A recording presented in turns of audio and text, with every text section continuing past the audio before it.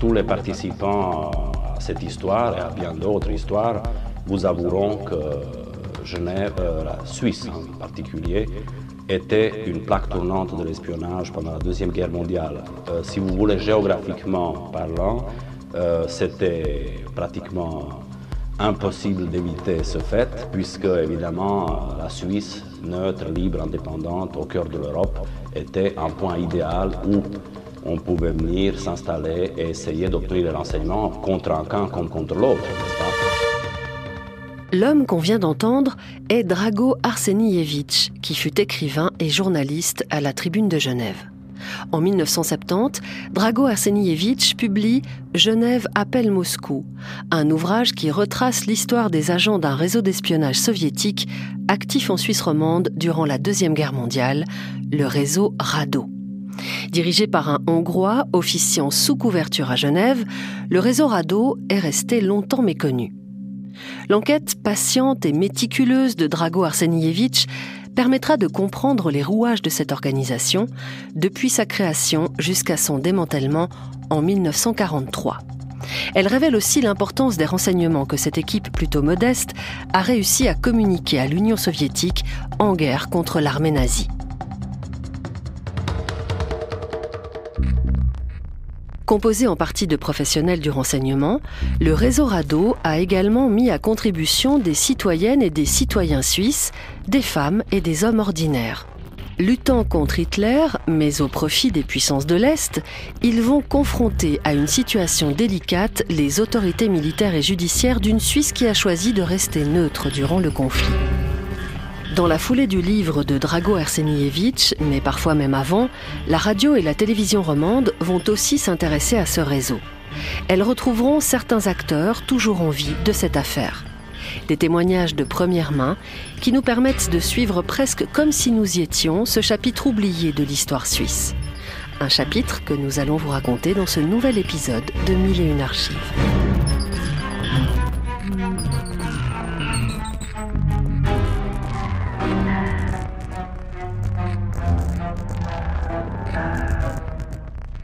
« 13 mars 1936. Un homme de taille moyenne, plutôt rond, portant des lunettes, se présente à la légation suisse de Paris. Hongrois de confession juive, il veut s'installer en Suisse et dépose une demande de visa pour lui, son épouse et ses enfants. Son nom ? Sándor Radó. Sándor Radó est journaliste et géographe spécialisé dans la cartographie. Communiste convaincu, il a fait sa réputation professionnelle en publiant la première carte de l'Union des républiques socialistes soviétiques, l'URSS. La Suisse accorde son visa à Sándor Radó, qui s'installe avec sa famille à Genève, au dernier étage d'un immeuble situé à la rue de Lausanne. Il y crée une agence de cartographie, Géopresse, qui fournira quasiment tous les journaux suisses. Mais Sándor Radó ne limite pas ses activités à la confection de cartes géographiques pour ses différents clients. S'il exerce ce métier avec compétence, au vu et au su de tous, il s'adonne également à des activités plus discrètes et plus secrètes. Sándor Radó est un espion à la solde de l'Union soviétique et plus précisément du GRU, le service de renseignement de l'Armée rouge. Le Hongrois a le statut de directeur résident, c'est-à-dire de chef de réseau installé sur sol étranger. Son rôle ? Informer le GRU sur les intentions de l'Allemagne hitlérienne, dont les velléités expansionnistes et guerrières inquiètent l'URSS. Depuis la fenêtre de son appartement de la rue de Lausanne, Radó a une très belle vue sur le lac Léman. Mais il peut également contempler le quai Wilson, qui constitue un véritable promenoir de l'Europe.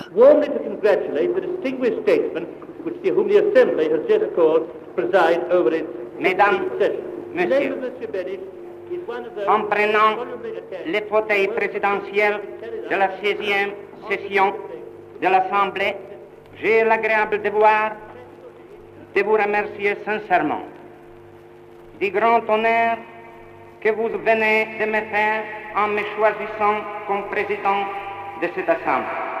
Là se croisent les responsables et les employés d'organisations comme le Bureau international du travail ou la Société des Nations, la SDN, l'ancêtre de l'ONU. Fondée à Genève en 1919, au lendemain de la Première Guerre mondiale, la SDN a pour mission de préserver la paix en Europe. À l'ordre du jour, je voudrais proposer à l'Assemblée de renvoyer sans autre procédure à sa prochaine session. Monsieur le Président, au nom de l'Italie, qui a été la première puissance à reconnaître officiellement les soviets, j'ai l'honneur de déclarer de m'associer complètement à la thèse soutenue. Question numéro 11, amendement du pacte de la Société des Nations en vue de le mettre en harmonie avec le pacte de Paris. Si elle est le siège de plusieurs organisations internationales, la ville de Genève est aussi une terre d'accueil pour de nombreux réfugiés politiques d'Allemagne et d'Europe. Après le déclenchement de la guerre, la Suisse demeurera un des rares pays d'Europe non occupés par les nazis et donc relativement sûr. Difficile de trouver un meilleur emplacement pour un espion. Dès son arrivée à Genève en 1936, Sándor Radó a pris contact avec les agents soviétiques déjà présents dans la ville et la région. Ou plutôt, les agentes, car il s'agit de femmes. Il y a d'abord Rachel Dubendorfer, nom de code Sissi. Agente de l'Internationale communiste, le Comintern, elle est installée à Genève depuis 1935. Jusqu'à la guerre, elle travaillera comme dactylo au Bureau international du travail. Elle vit avec un communiste allemand, Paul Böttcher, qui se fait passer pour son mari. Une autre femme, également espionne au service du GRU, opère dès avant-guerre depuis un chalet à Kaux, un petit village au-dessus de Montreux. Elle s'appelle Ursula Kuczynski. Elle est allemande et travaille sous le nom de code Sonia. C'est une opératrice radio chevronnée. En 1938, pour étayer son équipe, le GRU envoie à Sándor Radó une nouvelle recrue.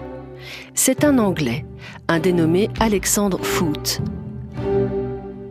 Arrêtons-nous un moment sur ce personnage. La radio romande possède une interview d'Alexander Foote lui-même, réalisée en 1949. Foote vient alors d'écrire ses mémoires. Un récit qui provoquera la méfiance des historiens, car l'Anglais a une tendance à romancer sa vie d'espion et ne s'embarrasse guère d'exactitude. Mais son témoignage nous permet de nous faire une idée de l'homme. Foote raconte au journaliste Jacques Souvéran le parcours qui l'a conduit à devenir espion. L'histoire commence en 1936. C'est la guerre civile d'Espagne qui a marqué le début de mes aventures. Je suis parti là-bas un peu par idéal, beaucoup aussi par désœuvrement et par goût de risque. Comme vous venez de le dire, j'en avais assez de vendre les voitures, et j'ai pensé que cela serait un changement agréable. On m'a donc incorporé dans les brigades internationales, ou plus exactement dans le bataillon qui portait alors le nom de Major Atlet. Assez rapidement, j'ai été nommé sergent, et on m'a versé dans une unité chargée de transport. Après la défaite des républicains espagnols, Alexander Foote est de retour en Angleterre. Il n'a pas de travail. Les services secrets soviétiques l'approchent et le recrutent pour une mission à l'étranger. Moscou a demandé au Parti communiste anglais de lui désigner un homme sûr. Parce que je n'avais jamais été inscrit au Parti communiste et que j'avais donc pas de fichier politique, mes anciens chefs des brigades internationales ont tout simplement pensé à moi et ont mis mon nom en avant. C'est Ursula Kuczynski, alias Sonia, qui accueille Foote dans son discret chalet au-dessus de Montreux. Elle va l'initier au maniement des émetteurs radio. Puis Foote se rend à Berlin pour parfaire sa formation d'espion. Mais il est prêt à revenir en Suisse à l'appel de Sándor Radó.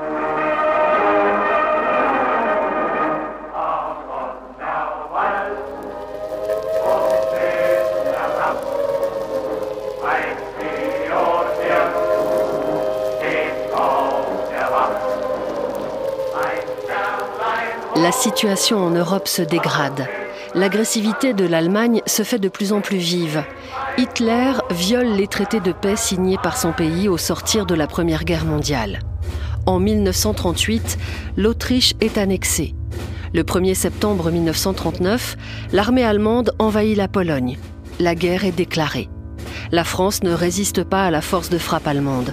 En juin 1940, le maréchal Pétain annonce l'armistice. J'ai demandé à nos adversaires de mettre fin aux hostilités.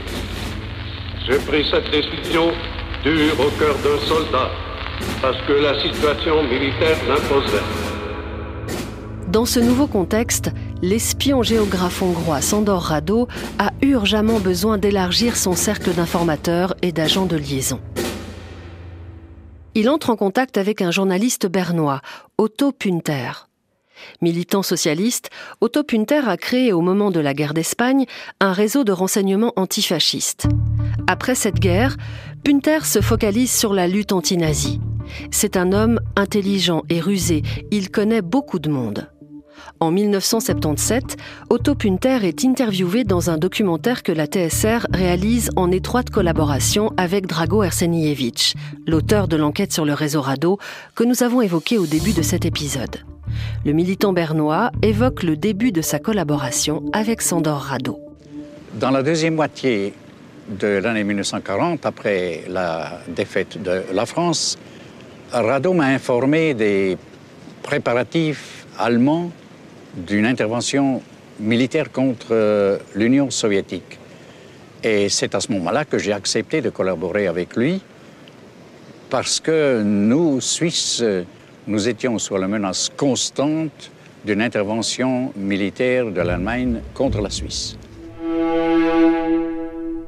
Mais les renseignements les plus précieux qui arriveront aux mains du réseau Radó proviendront d'un réfugié allemand, Rudolf Rössler. Rössler est un journaliste et un homme de théâtre. Il a même eu comme camarade d'école un certain Bertolt Brecht.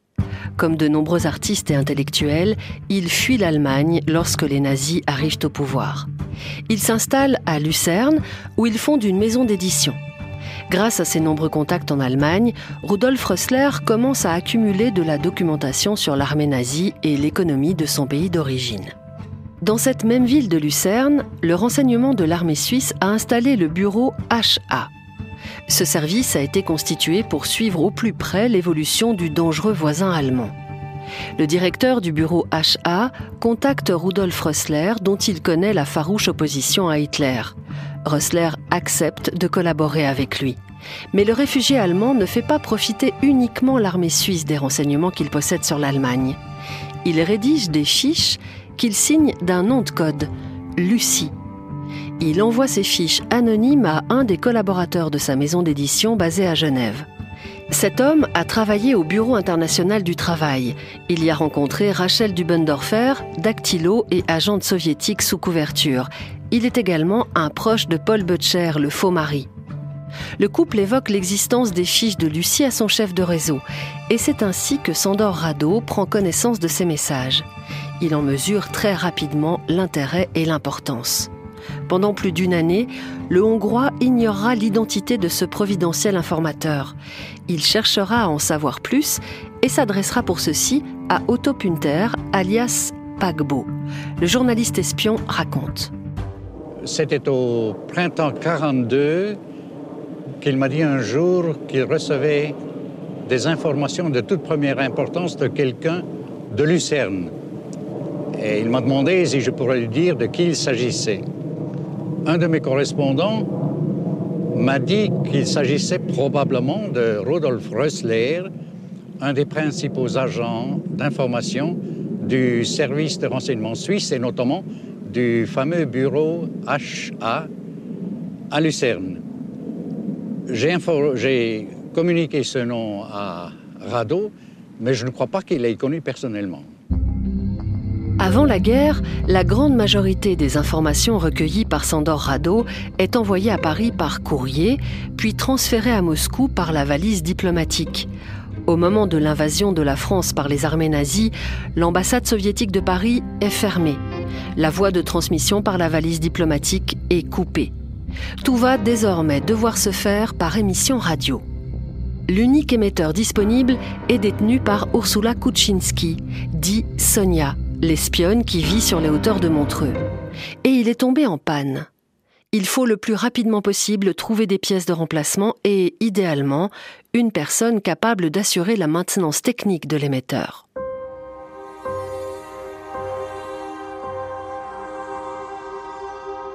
C'est au sein du milieu socialiste genevois que Sándor Radó va trouver de l'aide. Par la suite, nous le verrons, il pourra à plusieurs reprises compter sur des personnalités de ce parti, notamment dans l'entourage de son leader, Léon Nicol. Le Hongrois va être orienté vers un dénommé Edmond Hamel, sympathisant communiste qui tient un magasin de radio et d'électronique rue de Carouge à Genève. Un beau jour de l'année 1940, Edmond Hamel voit entrer dans sa boutique une femme aux demandes un peu particulières. Il s'agit de Sonia, envoyée sur place par Sándor Radó pour tâter le terrain. 37 ans plus tard, Edmond Hamel raconte lui-même cette rencontre. Il est interviewé dans son magasin qu'il tient toujours en 1977, rue de Carouge. Un jour, une femme est venue pour m'acheter des pièces détachées pour réparer un appareil de radio. Alors je lui ai vendu les pièces de radio et quelques jours après, elle est revenue de nouveau m'acheter d'autres pièces. Ainsi, plusieurs fois, elle est venue et là-dessus, j'en ai déduit. Je lui ai dit certainement que c'est pas pour un appareil de radio, si ces pièces ne tiennent pas, que c'est pour un émetteur. Alors, elle a protesté en me disant que donc c'était pas ça. Mais quelques jours après, elle est revenue en me disant si je voulais lui réparer l'émetteur qu'elle avait dans la machine. La machine à laquelle fait référence Edmond Hamel est un coffret de machine à écrire dans lequel l'émetteur était caché. Après avoir accepté de réparer cet émetteur, Hamel reçoit la visite de Sándor Radó lui-même. Sonia lui a déjà dévoilé une partie de la vérité de son travail. Radó achève de clarifier les choses. Sans hésitation, Hamel accepte de mettre ses compétences au service du réseau. Il expliquera plus tard ses motivations dans un entretien radiophonique réalisé en 1970 par Jacques Beaufort. Et vous avez accepté tout de suite de travailler pour les soviétiques ? Oui. Pourquoi ? Et pourquoi ? Parce qu'on travaillait, c'était travailler pour la guerre, donc contre Hitler. Alors c'était le but. C'était un machin militaire qui s'était pourri contre Hitler. Alors comme j'étais moi-même contre les nazis, alors j'étais tout de suite d'accord de leur aider. Hamel commence donc par réparer l'émetteur défaillant du réseau Radó. Celui-ci ne va bientôt plus suffire. Les informations de Lucie sont très précieuses et les services secrets de l'Armée rouge en réclament toujours plus. Hamel va construire de ses mains un nouvel émetteur. Enfin, lui et son épouse Olga vont accepter de devenir eux-mêmes opérateurs radio. En 1941, Sándor Radó rappelle Alexander Foote, l'ancien aventurier des brigades internationales, à qui Sonia a appris la transmission radio. L'équipe sera complétée par une dernière recrue, Margrit Boly. Cette jeune communiste bâloise vient s'installer à Genève. Elle émettra depuis son appartement, situé au numéro 8 de la rue Mussard, dans le quartier des Eaux Vives. Récapitulons la situation. Le Hongrois Sándor Radó dirige depuis Genève un réseau acheminant des renseignements sur l'armée allemande au GRU, le service de renseignement de l'armée soviétique. Son principal informateur est le réfugié allemand Rudolf Rössler, directeur d'édition à Lucerne, dont le nom de code est Lucie.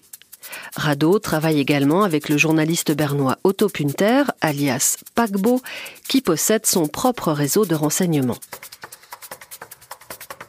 À Genève, Sándor Radó peut toujours compter sur Rachel Dubendorfer, dite Sissi, l'ex-dactylo du Bureau international du travail, et sur son faux mari, Paul Butcher.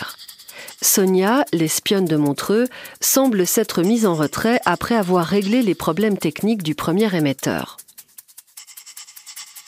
Sándor Radó a maintenant sous ses ordres un groupe d'opérateurs radio composé de l'anglais Alexander Foote, qui émettra depuis Lausanne, et de 3 opérateurs à Genève, Edmond et Olga Hamel, les propriétaires du magasin d'électronique de la rue de Carouge, ainsi que la jeune bâloise Margrit Boly. Avant d'être transmises aux opérateurs radio, les informations recueillies par Rössler, Lucie, doivent être chiffrées. Ce chiffrage se base sur un livre-code. Un des livres-codes du réseau Rado est un roman sentimental intitulé « Es begann im September ». Otto Punter, qui a participé au chiffrage des messages, en explique le procédé et en fait la démonstration. Chaque télégramme se terminait par un groupe clé, un groupe de 5 chiffres qui indiquait au récepteur comment il fallait commencer le déchiffrement du télégramme. Je fais la démonstration. Le groupe code disait par exemple 45 17 9. Ça voulait dire que le chiffrage avait commencé à la page 45 du livre code, à la 17e ligne, au 9e mot. Et le déchiffreur refaisait l'opération de chiffrage en rebours. Après le chiffrage, c'est au tour des opérateurs radio de jouer. Un travail lent et minutieux qui se fait durant la nuit. Une tâche essentielle mais ingrate qui met les agents à rude contribution. En 1970, au micro de Jacques Beaufort, Édouard Hamel se souvient. Alors évidemment, une fois que la guerre est venue en juin, quand la guerre était déclarée, à ce moment-là, on a commencé d'émettre à ce moment-là quand même une fois par semaine pour commencer, mais évidemment peut-être un peu plus longtemps. Ça durait au lieu d'1 heure, peut-être 2 heures, 3 heures, suivant les conditions atmosphériques, suivant les messages que nous avions à transmettre. Et ensuite, vous avez pratiquement dû émettre chaque nuit. Alors après, pour finir, à ce moment-là, peut-être une année, disons, non pas une année, mais peut-être 6 mois après, où nous avions beaucoup de renseignements qu'il fallait acheminer. Alors, petit à petit, on s'est mis à faire 2 fois par semaine, 3 fois par semaine, et puis alors, finalement, tous les jours. Et votre femme vous aidait? Oui, alors on se relayait. Un moment c'était elle, un moment c'est moi. On se relayait parce qu'évidemment c'était très fatigant de faire toutes les nuits et suivant les émissions, des fois ça a duré jusqu'à 7 heures le matin. Le rythme de plus en plus soutenu des émissions de messages est en lien direct avec la qualité des renseignements transmis par Rudolf Rössler. Lucie est parvenue à donner aux autorités soviétiques la date exacte de l'invasion de l'URSS par l'armée allemande qui débuta le 22 juin 1941. À ce moment, les autorités soviétiques sont encore méfiantes et n'exploiteront pas ce renseignement. Lucie a également communiqué des informations extrêmement précises sur l'organisation des troupes allemandes au moment de la bataille de Stalingrad entre juillet 1942 et février 1943, qui se conclura par la victoire soviétique. Enfin, dans les premiers mois de 1943, Lucie parvient à fournir les plans secrets de Hitler en vue de l'attaque de la ville de Koursk. La défaite allemande à Koursk marquera un pas décisif dans l'issue de la guerre sur le front de l'Est. Rudolf Rössler ne divulguera jamais le nom de ses sources, mais il ne fait aucun doute qu'il s'agissait de hauts gradés de la Wehrmacht. Pourtant, il faudra attendre longtemps après la guerre pour que la valeur des renseignements fournis par Lucie soit reconnue. Le rôle de l'informateur sera longtemps sous-estimé. Comment l'expliquer ? Drago Arsenievitch, l'auteur du livre sur le réseau Rado évoqué au début de l'épisode, répond. Si on n'a pas parlé avant, c'est qu'on ne s'est pas tout de suite rendu compte de son importance. Au fond, l'informateur principal, Rudolf Rössler, qui se trouvait à Lucerne, était un homme assez terne dont on ne connaissait pas l'activité pendant la guerre. Ce qu'il a fait pour la Suisse, évidemment les Suisses ne l'ont pas dit.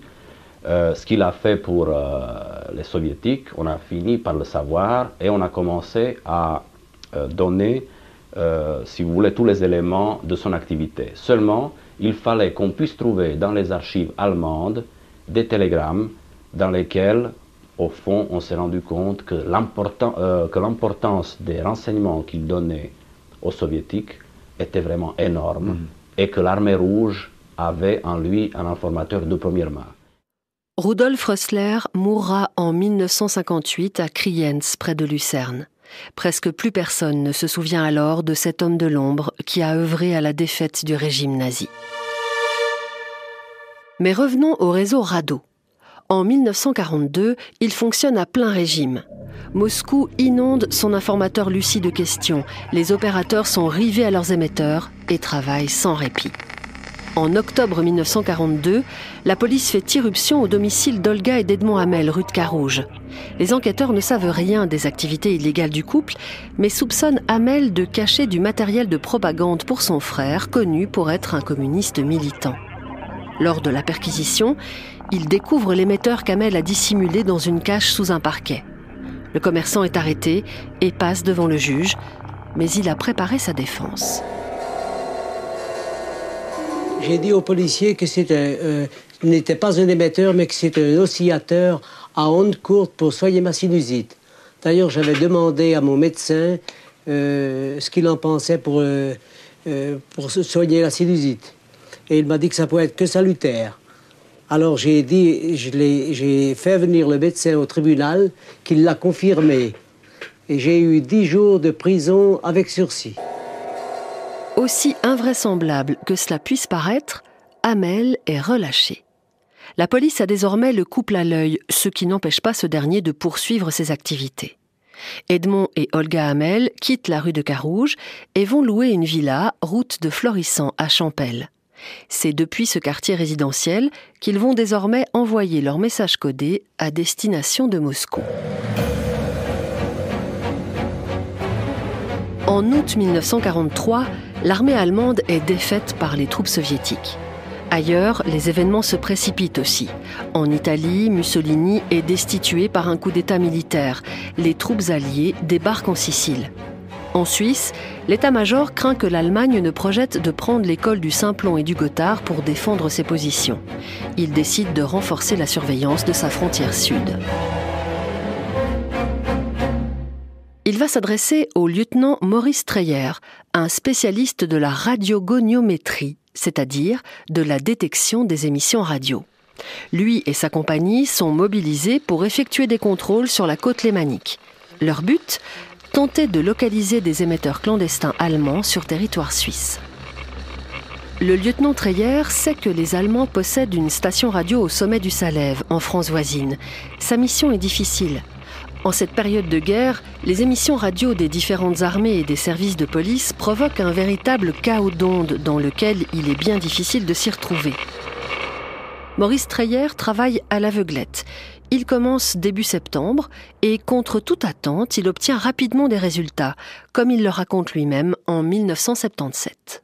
Nous avons eu une chance extraordinaire, c'est que le 11 septembre déjà, nous entendions une émission dont les caractéristiques paraissaient montrer qu'elle était très proche. Dans la même nuit, une seconde nous est apparue également comme devant être probablement dans la région genevoise. Par une technique de triangulation, les équipes de Maurice Treyer parviennent à délimiter la zone d'où émet la radio clandestine. La région entre Conches et le pont de Sierne, au sud-est de Genève. 24 ans après, en 1977, l'ancien lieutenant revient sur place pour raconter.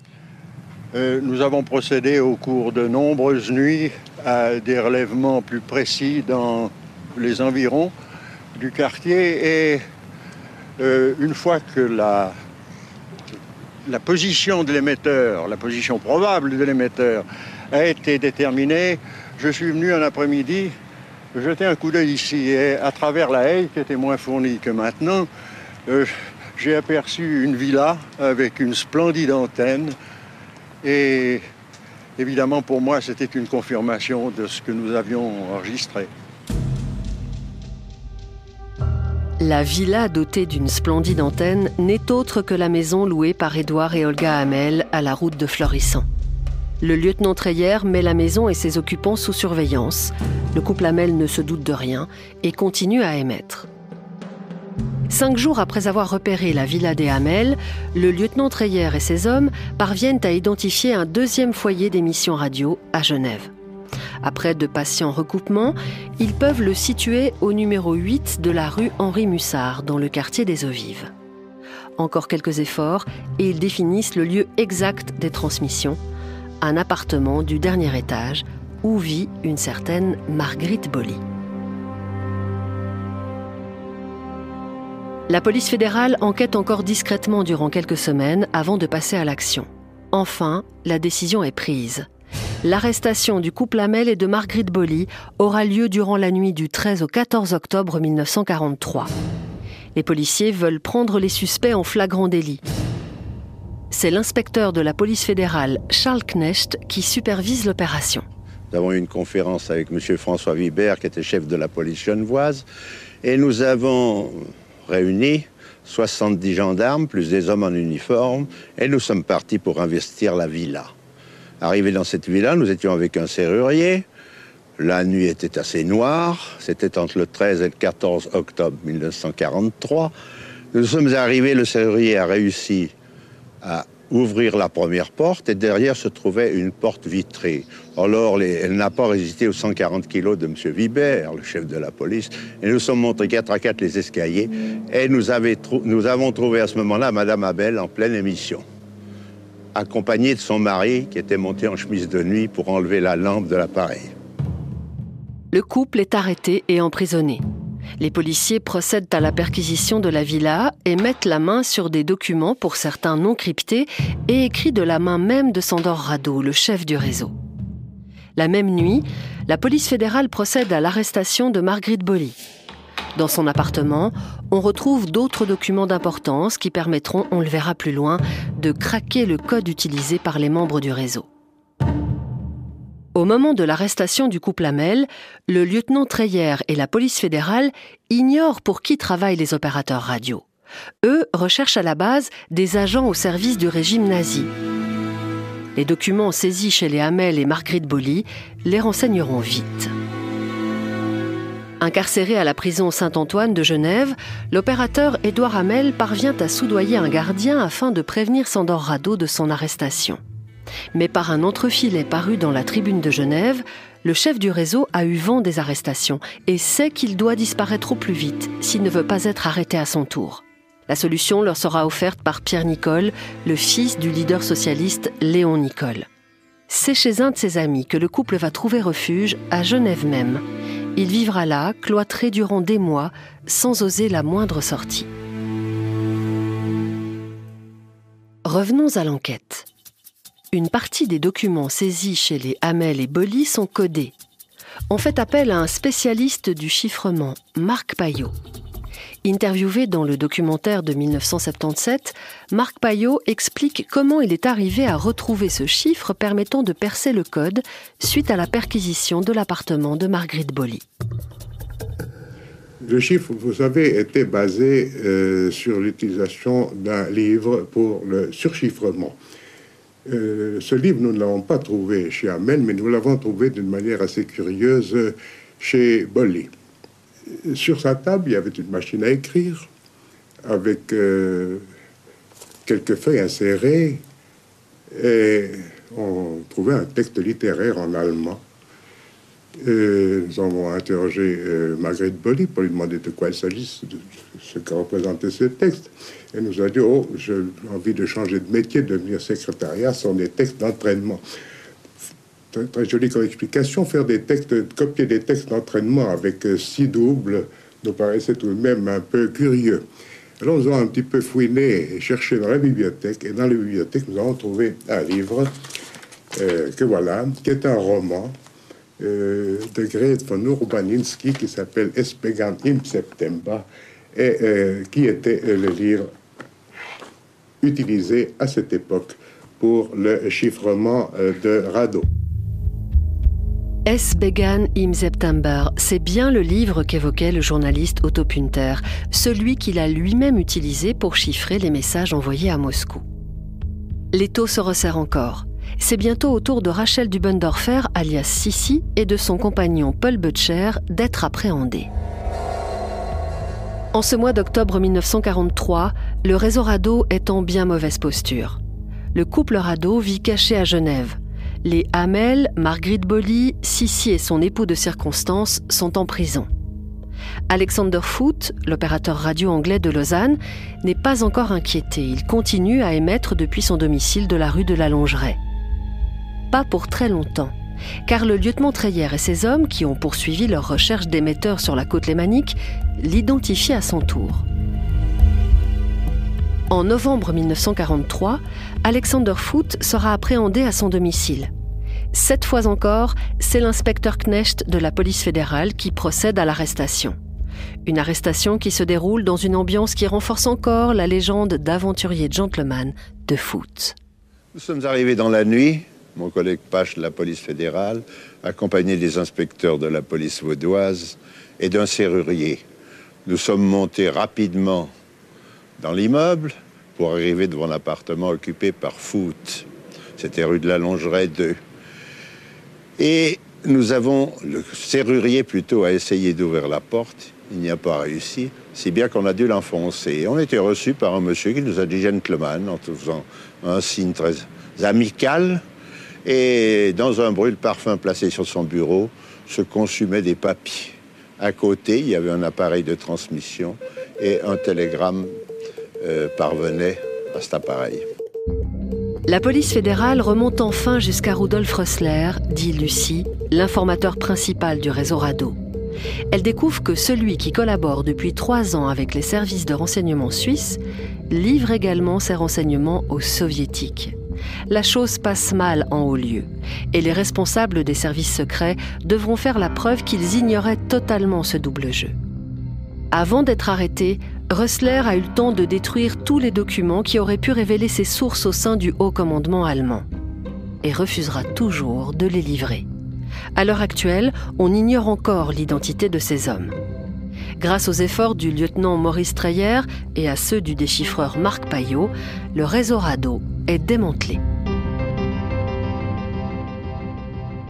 Les autorités et la justice suisse se trouvent dans une situation difficile et même paradoxale. Aucun des membres du réseau Rado ne peut être accusé de trahison. Les informations fournies à l'URSS ont contribué à affaiblir le Reich. Durant toute la guerre, la Suisse a conduit un exercice d'équilibrisme, convaincre les Alliés de sa neutralité tout en évitant de provoquer l'Allemagne. À ce titre, elle ne peut fermer les yeux sur des activités d'espionnage qui ont eu lieu sur son sol en faveur d'une puissance étrangère. Le procès ne peut être évité. Pourtant, dans l'attente de leur comparution, tous les inculpés vont être libérés durant l'année 1944, tous, sauf Edmond Hamel, qui reste en prison jusqu'au 7 juillet 1945. Le juge d'instruction en charge du dossier roman pense que les procès prendront des années avant d'avoir lieu et qu'il ne peut donc maintenir les accusés en détention préventive. On pouvait bien imaginer que certains des accusés, surtout parmi les étrangers, profiteraient de cette libération conditionnelle pour quitter la Suisse, ce qui ne manqua pas d'arriver. Les Allemands Sissi, Dubendorfer et Paul Böttcher vont s'évanouir dans la nature, tout comme le Britannique Alexander Foote. Que devient Sándor Rado, le chef du réseau ? Après les premières arrestations du mois d'octobre 1943, Sándor et Hélène Rado, on l'a dit, se sont cachés dans un appartement à Genève. En été 1944, la situation politique s'éclaircit et la victoire des Alliés ne fait plus aucun doute. Au mois d'août 1944, Paris est libéré. Après 11 mois de confinement, le couple Rado retrouve la lumière du jour. Grâce une fois de plus à Pierre Nicole, qui est en contact avec des résistants français, ils passent la frontière, vivent quelque temps à Annecy avant de rejoindre Paris. Lors des procès qui se tiendront en 1945 et 1947, les membres suisses du réseau Rado sont quasi tous condamnés à des peines avec sursis.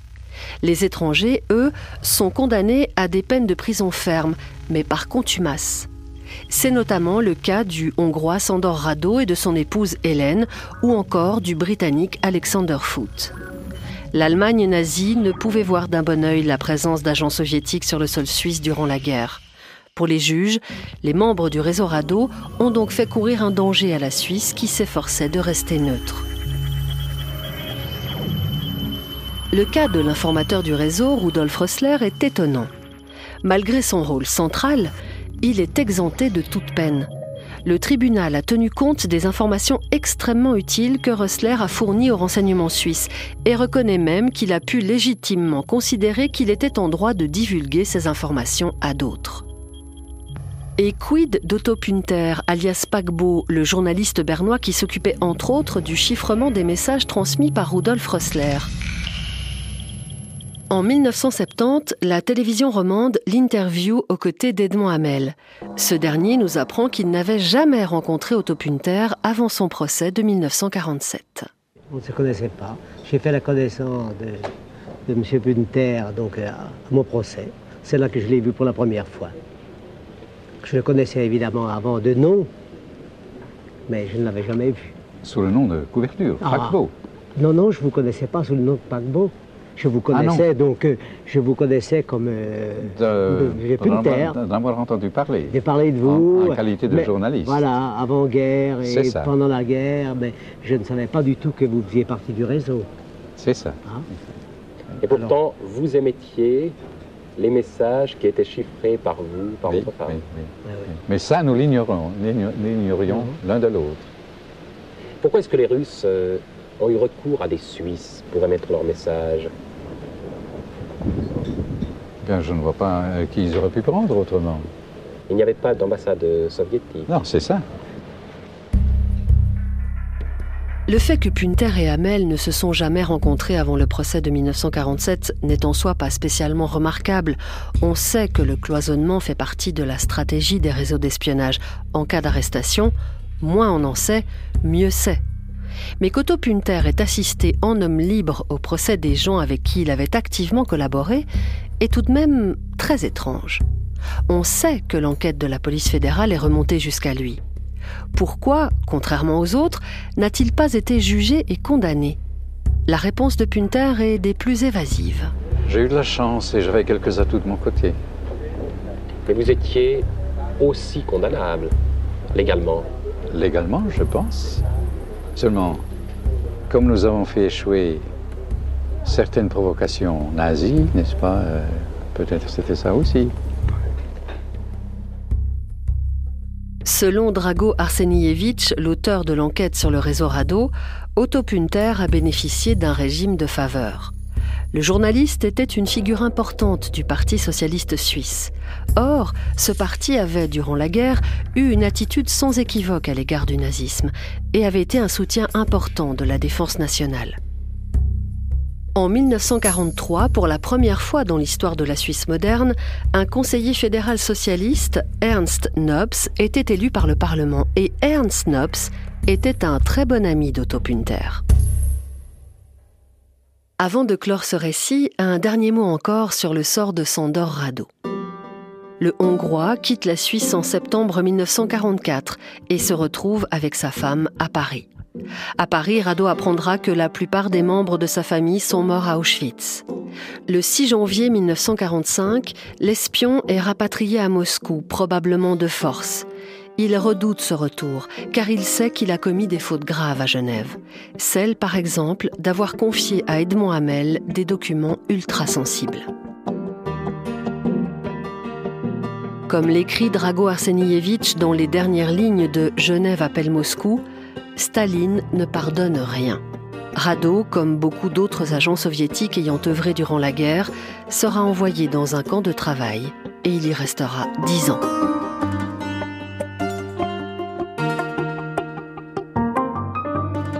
C'est la fin de cet épisode de 1001 Archives. 1001 Archives est un podcast proposé par les archives de la RTS.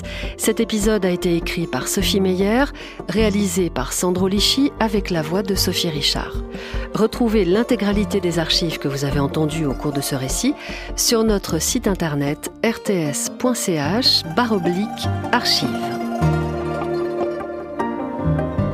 Et si vous avez aimé cet épisode, je vous recommande d'aller écouter celui sur la bande à Fazel, un groupe de braqueurs qui a défrayé la chronique en Suisse romande à la fin des années 70.